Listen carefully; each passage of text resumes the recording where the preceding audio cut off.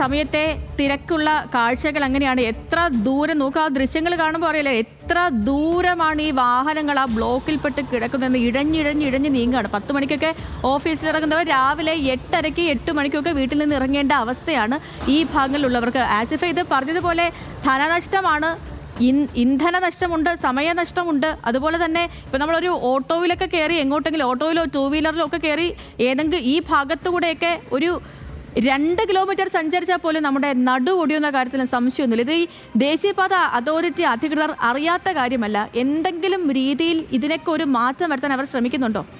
ശ്രമം നടക്കുന്നുണ്ട്. കാരണം അത് വേറൊന്നും കൊണ്ടല്ല. ഹൈക്കോടതി കഴിഞ്ഞ ദിവസം വലിയ രീതിയിൽ അവർ കാര്യങ്ങൾ ഞങ്ങൾ ടോൾ അടക്കം നിർത്തിവെക്കുമെന്ന് ഹൈക്കോടതി പറഞ്ഞു. സ്വാഭാവികമായും ദേശീയപാത അതോറിറ്റിക്ക് ടോൾ നിർത്തലാക്കുക എന്നത് ചിന്തിക്കാനേ കഴിയില്ല. കാരണം ആളുകൾ എത്ര ദുരിതം അനുഭവിച്ചാലും ദേശീയപാത അതോറിറ്റിക്ക് ടോൾ പിരിക്കുക എന്നുള്ളതാണ്.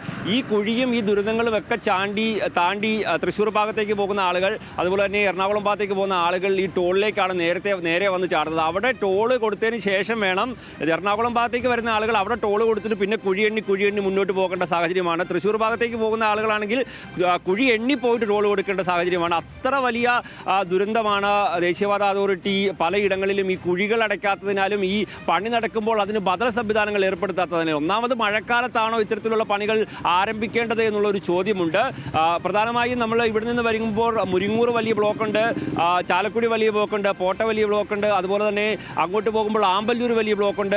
അങ്ങനെ നിരവധി പ്രദേശങ്ങൾ, ആ പ്രദേശങ്ങളിലെ ബ്ലോക്കുകൾ ഇല്ലാതാക്കാനുള്ള സജ്ജീകരണങ്ങൾ ഞങ്ങൾ ഏർപ്പെടുത്തി തുടങ്ങി എന്നുള്ളതാണ് കഴിഞ്ഞ ദിവസങ്ങളിലൊക്കെ ദേശീയപാത അതോറിറ്റി ഹൈക്കോടതിയെ അറിയിച്ചിട്ടുള്ളത്. പക്ഷേ അത് എത്രത്തോളമാണ് എന്ന് നമുക്ക് ഇന്ന് രാവിലത്തെ ദൃശ്യങ്ങൾ നോക്കിയാൽ പോലും കാണാൻ കഴിയും.